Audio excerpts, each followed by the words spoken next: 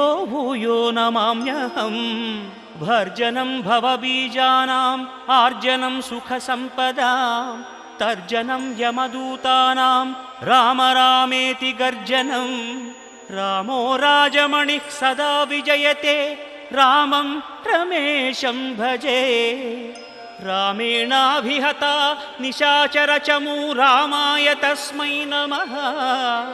रामान्नास्ति परायणं परतरं रामस्य दासोऽस्म्यहम्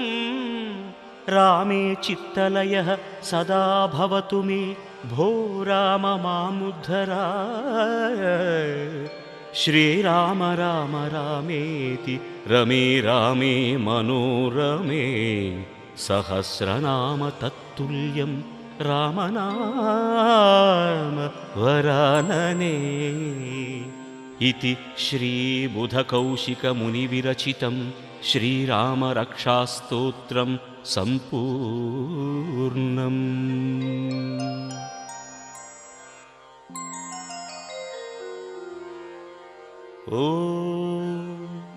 अस्य श्रीरामरक्षास्तोत्रमन्त्रस्य